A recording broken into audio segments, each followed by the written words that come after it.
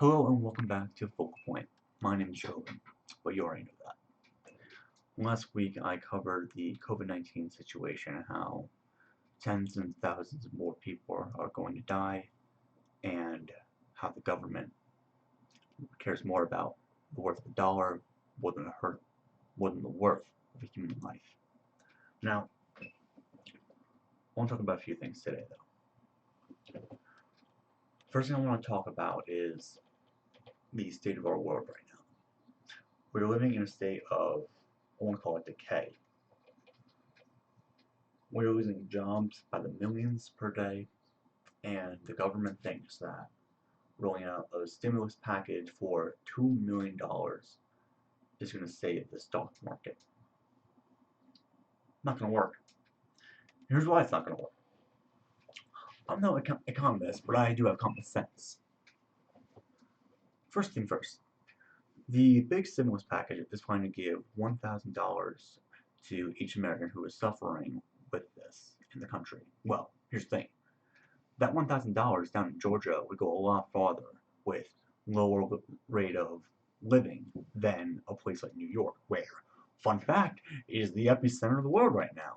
$1,000 isn't going to pay your month's rent. So why are we doing this? Well, it's this idea that we've seen it a lot before when our country's in disaster. We had to put up these quote-unquote safety nets, but are they really safety nets? No, it's just a mirage.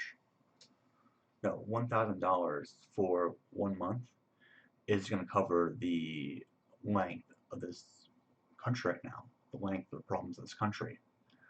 Because what's going to happen is a lot of these big corporations out there are going to realize that they don't need a lot of people to actually do the actual things they've been doing to be profitable. Where they can cut wages, they're going to cut wages of their employment. So with people out of work, nobody's going to go out to movies, nobody's going to go out to eat because they don't have that money to spend. And when people don't have money to spend, businesses lose out. Business lose out, more layoffs. More layoffs mean more automated systems running, which means more and more people on unemployment. More and more people on unemployment leads to higher rates of crime. Higher rates of crime lead to people being incarcerated. People being incarcerated leads to us paying for people in jail, which raises taxes. All these things are, how do I put it? All these things could have been avoided if we had plans put together. There's a great saying out there. Those who fail to plan should prepare to fail, or plan to fail. Now, I know this is very bleak, but I don't want to get twisted.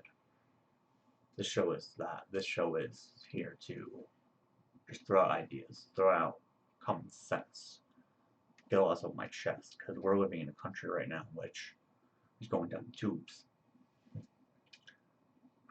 Man, I don't know.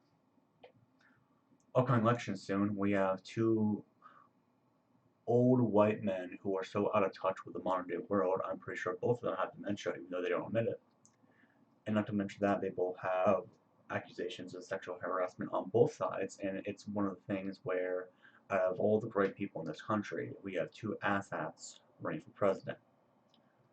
Not to mention that this decision is essentially America choosing what nut you want to get kicked in, the left or the right. It's as simple as that. Now, I was born in 1996. The two possible outcomes for presidencies that were given to me have been Hillary Clinton, Trump, and now Trump. Which we're one Trump card away from having a full house with the worst possible hand dealt for this type of stuff. But I'm getting carried away. With this world in shambles, again, you gotta find something to do. You gotta find some happiness out there. I feel that what's going to happen is we're going to start seeing this COVID-19 die down around July to August. And we're going to have a nice a little bit of time where, we're gonna ease off restraints. We're gonna rest up a little bit. For all the people who were not tested beforehand or, might have been taking caution, and we're gonna see a spike. We're gonna see a spike come October, November time, where we're gonna be in a lot better situation because we already know what to do.